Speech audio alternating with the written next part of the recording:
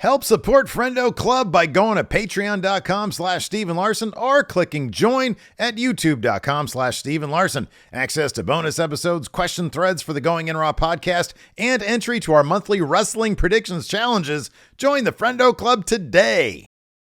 Hey, Friendo, Steve here. Hey, Larson. And welcome back to WWE Draft Central. Larson, this is the place that people should be going for all info regarding the WWE Draft. We're going to talk about NXT. Because we've talked about on this channel Raw wrestlers that should go to SmackDown, SmackDown wrestlers that should go to Raw. And so in this one video, we're going to talk about NXT call-ups that should happen and call-downs that should happen as well. Call down makes it seem like a demotion. It is. It is. I've got 5 names of NXT wrestlers that I think should be called up. I'm not going to go with the obvious. I'm sort of leaving former champions like Ilya, Lyra. Like, we all know they're going to go. Yeah, they're going to get called up. So I'm leaving them off of it. These are kind of maybe a little bit, hopefully, outside of the box names that I think should go up. I got some outside the box names here, people that should go You're to NXT. Demoting. You're going to demote 5 wrestlers, Larson. How does that feel? No, this isn't a demotion. This is in some respects. Trust me, some of these is going to be great. It's going to be great. All right, I like your energy. Would you like to start? Sure. Let's start with the first act, a group, if you will, that is going to, due to circumstances that happened just recently, is going to find themselves kind of cast adrift on Monday Night Raw, and maybe land on their feet in NXT. I'm talking about a Chad Gable-less Alpha Academy. Oh wow. So maybe Gable. Kind of feel like I know where you're going to go with this, but go ahead. In the course of, he wants Alpha Academy to help him win the Intercontinental title at any cost. And they all reluctantly kind of said, yeah, on Raw. What if they changed their tune Monday night for the draft episode and Otis sticks up to Chad? Oh, yeah. And it's like, you're not going to use us to achieve whatever you want to achieve. You're a butthead now. Mm-hmm. Oh, yeah, and we're on our own. I'm taking over the Academy. And Chad be like, well, if you're never going to step foot in Monday Night Raw ever again, so they don't get drafted. Okay. And then, so they land in NXT. Otis, Maxine, Akira Tozawa. Right. And they got to rebuild from there. Okay.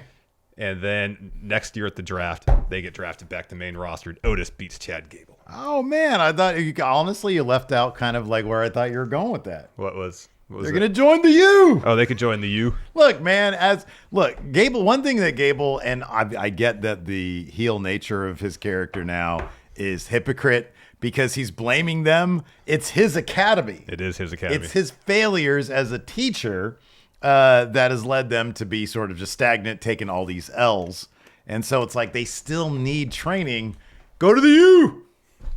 You think Andre Chase would bet it all on Otis? That dude has got a problem. All right, my first name here, going from NXT up to main roster. This guy is a graduate of the LA Dojo. He doesn't need to be in NXT anymore. I'm talking about, of course, Eddie Thorpe. I really like this dude's packaging. Yeah. I like what they've done with him. Like, they haven't really used him a whole lot. He was involved in a feud. He was involved in a feud that involved Dijak feuding with a tree. Yeah. He was sort of like the third man in that situation. Yeah. And so far, look, the dude is a terrific wrestler. He obviously sort of knows who his character is. I don't know, like, he could easily keep on advancing in NXT, although we've been watching it again for 2 weeks. I haven't seen it at all. Haven't seen him. No mention of him. Is he hurt? Check if he was hurt. Hey, Siri. Is Eddie Thorpe hurt from NXT? Okay. Shit. Just said okay. As in, okay, he's hurt. Okay, you heard the question. Which one is it, Siri? When he comes back from injury or not, I think he should be drafted to Raw because I like Eddie Thorpe. So that's my first name. Eddie Thorpe. That's a good name. Good name. My next name, someone that should go to NXT. She hasn't been seen on TV in a very long time, and from a creative standpoint, they seemingly have nothing for her. She had a great run in NXT, including an awesome last woman standing match against Asuka. Nikki Cross. Oh, where has she been? Dude. They don't do anything with her. They don't do anything with her. And she's awesome. Yeah. So why not have her go back to NXT? At least she gets some TV time. Yeah. And, you have a veteran presence there. in the women's division. Yeah. I don't see any downside to it. She's great. You get her on TV. Maybe she can take that opportunity to explore new ideas for her character. So when she comes back to main roster, NXT is cheesy enough that superhero gimmick that she used to have. Yeah, that shit could work. It could. It really if could. if they want to get more interesting with it than they did the last time, where they did it half-assed like Vince did everything. Anyways, I like that name. That's a good one. I'll go with this one next. Of course, these dudes, they've probably been in wrestling for like 20 years now, or at least some of them look like it. They've always reached kind of the pinnacle of NXT, save for like the singles titles. Talking about, of course, the guys who helped prepare The Rock for WrestleMania. Hey, yeah. Oh, yeah. Talking about Wolfgang and the Coffee Brothers, Gallus. Send them up there. Yeah. Sheamus lost his crew. Yeah. And he might need maybe wants another crew. So bring Gallus over. Sheamus can go for the top title. Joe can go for the mid title, and then you get the tag titles. What you could do is not Sheamus. Gallus can come up and help Drew McIntyre because they're all Scottish. You go. Oh, that's right. They're all Scottish. Yeah, that's right. Oh, I'm gonna get in trouble on that one. All right, next on my list, these two dudes formed a tag team, had one vignette on SmackDown, I believe, and haven't been seen since. And the vignette was pretty good. It was pretty entertaining. I think as a tag team, they got a ton of upside, but I don't think they've ever had a match on SmackDown television. I'm talking about Ashanti, the Adonis, and Cedric Alexander. Dude, where are these guys? I know. I love those vignettes. There was one. I thought there was two. Maybe in the same episode. There was one episode of SmackDown that had at least one, if not maybe two vignettes. Well, okay, wait. Was it the one where they were like Cedric was trying on clothes? Yeah. I swear there was another one. Maybe you're totally right. But I think it was in the same episode. I think it was a 2-part vignette. Okay. All right. Fair enough. Maybe they've been on Main Event. I don't know. Yeah. They're not on television. Yeah, it's weird. And it's strange because they're both really good. I think the potential of them as a tag team is really high. They were on the graphic, one of the draft graphics, so they're going to be drafted maybe. They're in the draft pool. But if for whatever reason they don't get drafted, they're two really talented wrestlers. Yeah, man. I want to see them on television. Yeah, I agree. And if they're not going to find time for them on main roster, NXT, let them develop their chemistry, their brand as a tag team. Yeah. And if they get get a good upswell of popularity with that NXT crowd, back up to the main roster. Could you imagine a match with them and Axiom and Nathan Frazier? Off the charts, man. Off the charts. It's going to be great. Dream match. You got that right, buddy. All right, next name here I got. We talked about this a little bit on the show. I love this. I think this guy is really terrific. I don't know how far he's going to go in NXT. Right now, he's the Heritage Cup guy. Talking about Charlie Dempsey. I don't really think it's necessary to bring up the other guys in the no quarter catch crew. Correct.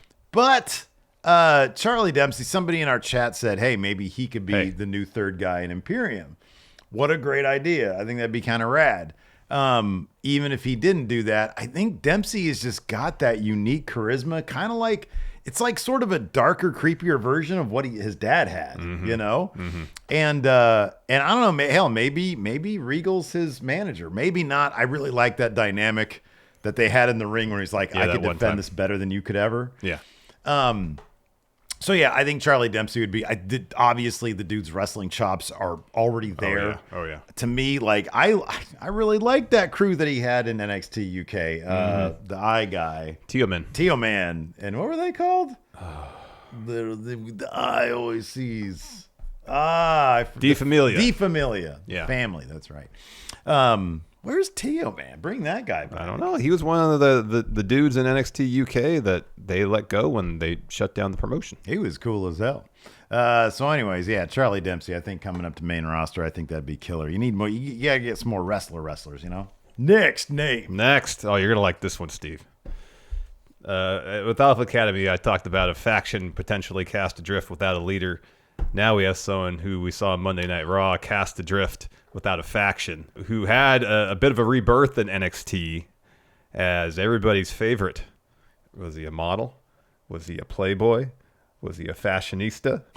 He definitely got a lot of Say it, Steve. Vittoria. I'm talking about Giovanni Vinci. Yeah, man. You know, let's say he's out of Imperium, doesn't know what to do, and he decides, hey, I had some success in NXT as a singles wrestler. So he goes back down there and he tries to be Imperium. Giovanni Vinci. He's like, no, this isn't for me. I need to be me. Yeah. And he rolls in the fancy car. Yeah. The nice clothes. Right. Pointing at the camera. Yeah. Bring Giovanni Vinci back. The power of this idea is such that I saw as soon as on Monday Night Raw, when he was dispatched of by Ludwig Kaiser, immediately my timeline was filled up with people marking out because they're like, yeah, we're going to get this guy back. Man, that dude had so much personality just pointing at the camera. And then he got rid of all that just to hang out with some, like, you know, grumpy dudes in a tracksuit. Yeah. Look, if you ask me right now, Steve, who would you rather be? Giovanni Vinci in Imperium or Giovanni Vinci in 2.0? The answer is easy. I want to drive fancy cars. I want to look like that guy. I want to wear those clothes, have fancy designer watches, leather Italian boots, or Italian leather boots even. I don't know. I think it's a cool idea. Yeah, send him back to NXT. I think it'd be great. Absolutely. You know what he should do? He should just like go back to that gimmick, but on main roster, and then just dominate Gunther. That'd be great. Be like, dude, this is what I should have been the entire time. I know. If I'm true to myself, no one can defeat me. Exactly. Anyways, let's see here. Next. Okay, I'll go with this name next. So, she was in a position in NXT with one of the coolest freaking gimmicks I've seen in a long time. Kind of comparable, maybe, in some ways. Undertaker, Bray Wyatt vibes. And then 2.0 came along, and she was the person who was basically like Steve as a women's wrestler. Liked to nap a lot, wore her pajamas all over the place. Yeah. You know, I'm talking about, of course, Wendy Chu. Yeah. Wildly charismatic personality. Oh, yeah. And I'll be honest with you, man, I'm really... If they hadn't let go of Xia Li, I'd be advocating right now to bring Tian Sha back. Yeah. Under her previous incarnation. I forget her actual like character's name in Tian Sha. It was May something. But she is a terrific wrestler. She ran with that sort of, you know, college dorm roommate character she seemingly was in NXT, always falling asleep and whatnot. Regardless, she's been in the business for a while, and I feel like Wendy Chu needs to be called up, and I think that she would breathe a lot of fresh air into the women's division. And like I said on the show today, maybe give it a bit of a kick in the pants, you know? Yeah. All right, my last name is going to generate some conversation. People might not be happy about it, but let me explain myself. Okay. And it'll all make sense, okay? Okay. My last name's CM Punk. Let me explain myself. Wow. Let me explain myself. Wow. So it's been reported that CM Punk has been backstage from the production side of some NXT shows. Yeah.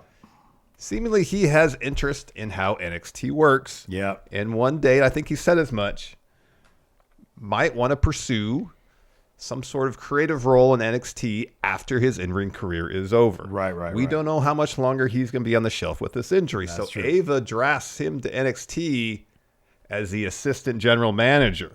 Wow. Okay. And which would help NXT's ratings. People like watching Phil. He's a draw, dude. He's a draw. So he goes to Orlando once a week. Yeah. He's the assistant general manager, so he has a TV role, so people will watch, and he gets more experience in terms of the backstage comings and goings of NXT. When he's healthy, listen, dude, he goes back to main roster to wrestle. No, listen, I like this, but here I gotta. This is a collaborative effort now because I gotta jump in here. All right. I'm not gonna goof it, but this legitimately could work. The last time they tried this shit, it was an AEW. It was never gonna work. They gave him his own show. Yeah. I have been advocating, you and I have both been advocating for a presentation change in NXT. What if they essentially were to bring him in, not as like an assistant to the general manager, but kind of as like the Godfather. Okay, that's not going to work. They already got a Don of NXT, Steve. They already have a Don of NXT.